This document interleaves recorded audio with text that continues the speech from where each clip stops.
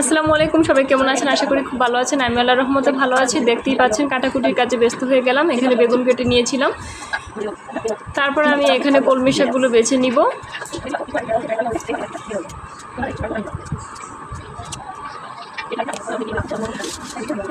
তো ফাইনালি বেগুন কাটা শেষ, এখন কলমি শাক বেছে নিব। বর্ষা আর আমি দুজন মিলি। তা আমি অল্প কিছুক্ষণ বেছে নিলাম, তারপর আমি রান্না করে চলে যাব একটু পরে।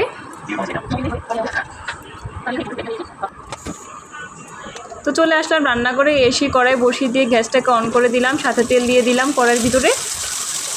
তারপর দিয়ে দিলাম চিংড়ি মাছ শুটকি, তারপর দিয়ে দিলাম আমি এখানে পেঁয়াজ কুচি, রসুন কুচি, হলুদ গুঁড়ো, মরিচ গুঁড়ো, ধনিয়া গুঁড়ো, রান্নার কাজে যা লাগে তাই দিয়ে দিলাম। তারপর আমি এখানে অল্প পরিমাণ একটু পানি দিয়ে কষিয়ে নেব। যখন আমার পেটে বেশি ক্ষুধা থাকে তখন আমি এরকমভাবেই কাজটা করি, একদম সহজভাবে রান্নার চেষ্টা করি, স্পেশাল কোনো রান্নার চেষ্টা করি না। তারপর আমি দিয়ে দিলাম এখানে কলমি শাক দিয়ে ঢাকনাটাকে ডেকে দিলাম। তারপর একটু নেড়ে চেড়ে আবার আমি ঢাকনাটা দিয়ে দিলাম।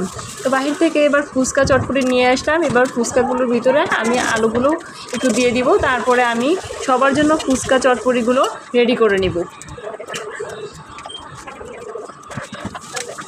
তো আজকে ভিডিওটি ভালো লাগলে অবশ্যই আমার চ্যানেলটিকে সাবস্ক্রাইব করবে, হাসনা ফ্যামিলি ব্লগ চ্যানেলটির সাথেই থাকবে, লাইক করবে, কমেন্ট করবে, শেয়ার করবে এবং ফেসবুক পেজটাকে ফলো করে দিবে।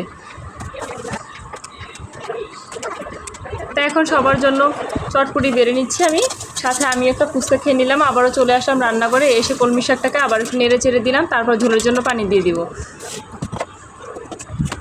মাখিয়ে তারপর এখানে দিয়ে দিব ভাজার জন্য। তারপর চলে আসলাম সিঙ্কে কাজ করার জন্য। এখানে প্লেট বাড়ি যা ধোয়া ছিল না ওগুলোকে একটু ধুয়ে নিলাম, সাথে পরিষ্কার করে নিলাম আশপাশগুলো। বেগুন কেটে বেগুনটাকে ধুয়ে নিলাম।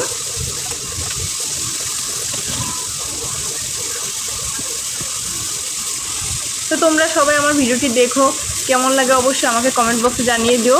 তারপর চলে আসলাম আবারও সেই রান্না করে, এখানে এসে আবারও দিয়ে দিলাম নাড়া।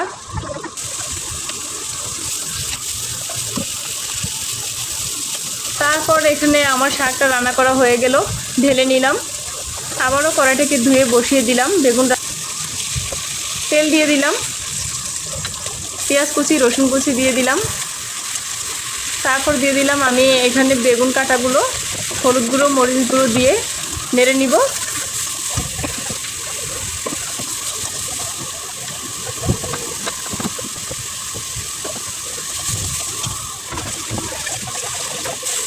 ভালোভাবে নাড়ার পর এখানে আমি অল্প করে একটু পানি দেবো সেদ্ধ হওয়ার জন্য। আবারও ঢাকনাটা দিয়ে ঢেকে দিলাম। আবারও কিছু থালাবাটি পরিষ্কার করতে চলে আসলাম।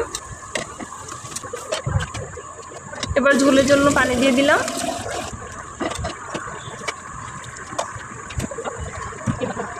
ভাত বসিয়ে দিলাম। ফাইনালি রান্না করা শেষ, এবার নামিয়ে নিলাম।